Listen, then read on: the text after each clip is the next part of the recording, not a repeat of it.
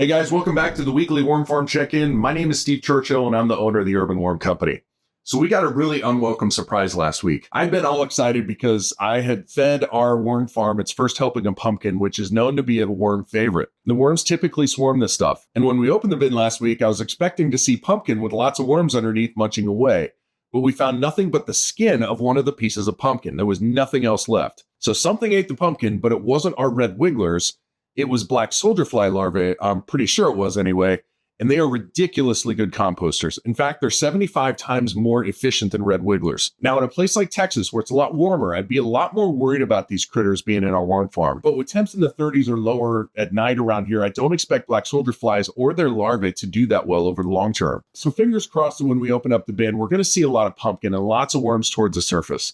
But first, if you're watching this video, you're probably a new vermicomposter, and what I'm doing here is showing you how I can maintain a super budget-friendly worm farm like this one, but this video series doesn't cover the startup of this bin, so if you're interested in the basics of starting a budget worm farm like this, click this little link above my left shoulder, or check the video description for a link that lets you download the Worm Farm Startup Guide. It's a handy little PDF. I had a lot of fun making it, gotten great feedback on it. You can use that to start up your own budget vermicomposting bin like this one. All right, let's go ahead and open this thing up and see what's going on.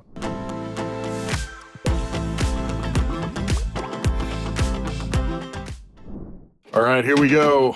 So like I mentioned last week, we stuck the heat mat, this seed starting mat, inside the bin. Kind of had to curl it up a little bit to do that, but that's okay. I wanted the heat to kind of get towards the top of the bin. So just go ahead and remove this, and we'll do our temperature check. Looks like we're in the mid 60s here in the bin. That's good because it's about 52 degrees outside.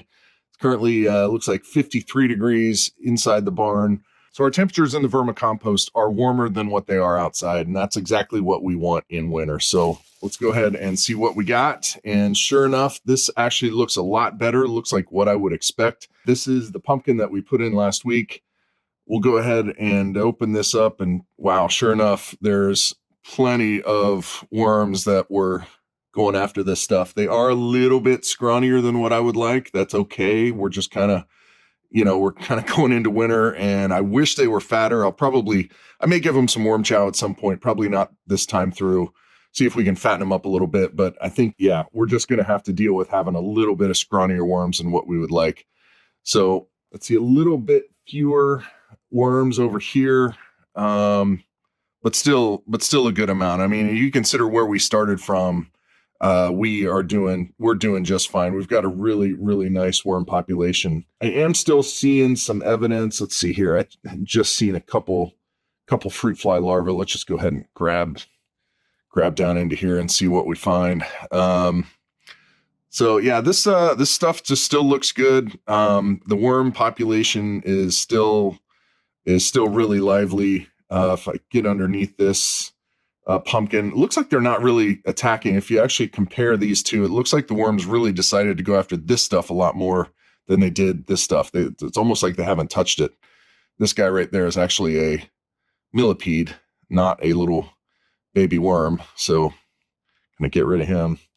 But eventually these worms are going to come after all this pumpkin, and that's just fine.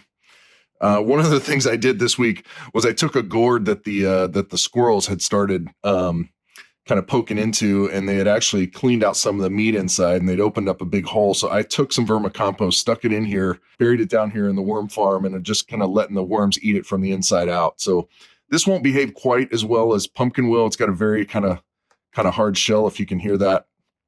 So we'll probably end up pulling the shell out without all the meat here after the worms finish cleaning it out. But that's just another one of the fun things I like doing. So yeah, we've got you can see larvae there. I'm not sure that this guy is so you can see the larva there.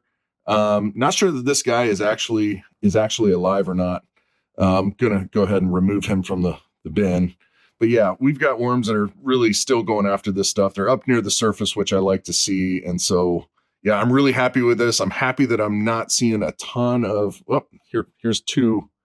Let's see, here's two larvae anyway. So we still do have some black soldier fly larvae in here, but they don't appear to be proliferating and kind of taking over for the from the worms. So I'm kind of excited. Yeah, I'm seeing these guys move, so they're still alive, but I think they're not doing so well with these temperatures.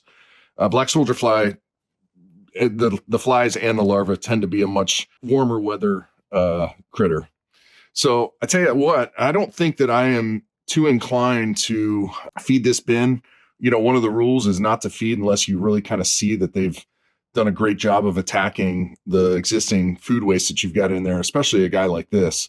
So we'll wait for them to finish off a little more of this pumpkin before we feed again. So all I'm going to do is take a little bit of sand, sprinkle it over the top. This is something that I should be doing a little more often anyway.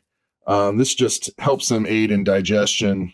And so, yeah, just a little sprinkling on top here. There's another larva. It's funny. I keep thinking I'm done seeing larvae, and then I see a couple more that I have to take out of there. So yeah, we'll just kind of work this in here real quick, and that's it. So we're just going to let the worms keep doing what they're doing. I'm kind of happy that I'm kind of actually happy that I saw as much pumpkin left as I did. It just sort of means that those black soldier fly larvae aren't really the dominant critter in the bin. So that's it for this week, guys. Come back next week. We'll see how the worms are doing on this pumpkin, and we'll maybe give them another feeding. See ya. All right, so that's a huge contrast from last week where we saw almost no pumpkin left whatsoever. The black soldier fly larvae had eaten almost all of it. But this week, we still had plenty of last week's feedings available, and while I did pick out some larvae, they weren't quite as plentiful as the week before. Now, here's one thing I wanted to go over is why wouldn't we just accept that we've got black soldier fly larvae in here? If all I was looking at doing was processing food waste, I probably would be just very happy with black soldier fly larvae. But I want worm castings, not larvae frass. So I am really wanting to get these black soldier fly larvae out of here so we can get the red wigglers doing the work to give us the worm castings. So you notice we still had plenty of pumpkin left for the worms to eat this week. So we didn't press ahead with a new feeding, just gave them a little bit of grit. So we're just going to leave well enough alone, let the worms finish off what we left them, hope that those black soldier fly larvae stay away, and we're going to check back next week. All right, guys, if you like this video, do me a favor and give it a like and subscribe to the channel as well. And click that little bell to let you know every time we release a new video. All right, that's it. We're going to see you next week.